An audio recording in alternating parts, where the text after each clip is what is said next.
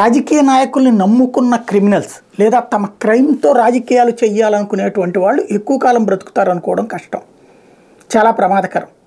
దస్తగిరి అదే విషయంలో ఖచ్చితంగా నాకైతే అనుమానం ఉంది. ఎందుకంటే ఇప్పుడు రాజకీయాల కోసం వాడుకోబడుతున్నాడు.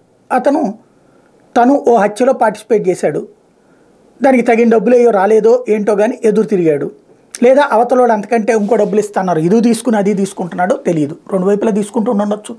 ముందు హత్యకు ముందు వాళ్ళ దగ్గర డబ్బులు తీసుకోవచ్చు, హత్య తర్వాత వీళ్ళ దగ్గర నుంచి డబ్బులు తీసుకుంటూ ఉండొచ్చు. డబ్బు కోసం అడ్డదారులు దక్కాడు, అంతా అయిపోయింది. తను నీతివంతుడని తను చెప్తే నమ్మడానికి వాళ్ళ ఆవిడ కూడా సిద్ధంగా లేదు. అది పక్కన పెడితే ప్రధానమైనటువంటి అంశం ఏంటంటే ప్రాణాంతకమైన ఆట ఆడుతున్నాడు. ఈ ఆటలో అరటిపండుగా మారిపోతాడు తప్పించి నాయకులకి ఏం కాదు. ఫర్ ఎగ్జాంపుల్ పరిటాల రవిని మర్డర్ చేసినటువంటి సందర్భంలో మొద్దు సీను అనేవాడు తెర మీదకి వచ్చాడు, చాలా పెద్ద స్టేట్మెంట్ ఇచ్చాడు. బావ కళ్ళల్లో ఆనందం చూడటం కోసం చేశాను, సూరి కోసం చేశానని. మొద్దు సీనుని ఏదన్నా చంపేస్తే అది ఖచ్చితంగా వైసీపీకే చుట్టుకోలేదు, అప్పుడు కాంగ్రెస్ పార్టీకి చుట్టుకుంటుందని అందరూ భావించారు. వాడు పోయాడు, జైల్లోనే చంపేశారు. ఏమైంది? ఆ తర్వాత సూరి బయట చంపేశారు. ఏమైంది? ఇద్దరూ చచ్చిపోయారు. చంద్రబాబు నాయుడు సూరి చచ్చిపోయాడు కాబట్టి చంద్రబాబు నాయుడుకి ఏమైనా అయిందా? మొద్దు సీన్ చచ్చిపోయాడు కాబట్టి రాజశేఖర రెడ్డికి ఏమైనా అయిందా? మధ్యలో మీడియా ముందుకు వచ్చి హడావిడి చేసిన ఇద్దరూ శవాలై కూర్చున్నారు. వాళ్ళ కుటుంబాలకు ఏమన్నా పోనో ముద్ద దొరికిందా?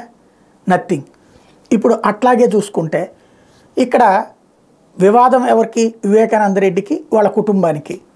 ఆ కుటుంబంలో అవినాష్ రెడ్డికి సునీతకి మధ్యన వివాదం ఉందా లేదా అంటే ఇంతకుముందు కనిపించలేదు.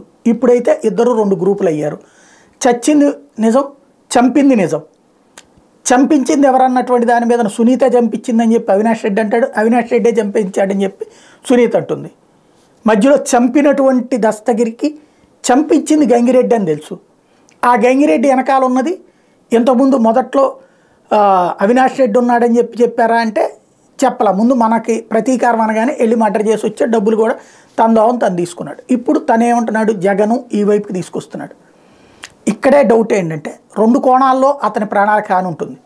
ఇవాళ అతన్ని లేపేస్తే జగన్ మీదకి తోసేయచ్చు, తద్వారా వైసీపీ వాళ్ళు మర్డర్ చేయించారని చెప్పచ్చు, హత్య రాజకీయాలు చేస్తున్నారని చెప్పచ్చు.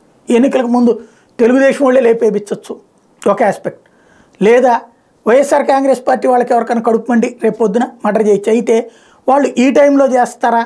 డౌటే. చేస్తే ఇట్లాంటిది వస్తుందని తెలుసు. కానీ వివేకానంద రెడ్డి మర్డరే ఎన్నికల ముందు జరిగింది, అది వైసీపీనే చేయించిందని చెప్పినాడు. తెలుగుదేశం పార్టీ అధికారంలో ఉండగానే ఎప్పుడు ఏమైనా జరగచ్చు కదా. కాబట్టి ఇతని ప్రాణాలకు మాత్రం గ్యారంటీ లేదు. అతను ఆడుతున్నది నిప్పుతో చెలగాటం కాదు, తన ప్రాణాలతో తనే చెలగాటం ఆడుతున్నాడు. ఏదో ఆశించుకుని కాదు, స్ట్రేచరు ప్రచారం కోరుకుని. ఇవన్నీ తాత్కాలికమే. ఇప్పుడు ఇదంతా చూసి దస్తగిరిని శభాష్ అనే ఎదవెవడం ఉండడం. దస్తగిరి అనేటువంటి వాడుని అడ్డుపెట్టి జగన్ని తిట్టాలనుకుంటారు, కానీ దస్తగిరి గొప్పోడు మహానుభావుడు అని ఎవడండు. ఆ విషయం వాడికి అర్థం కావట్లా.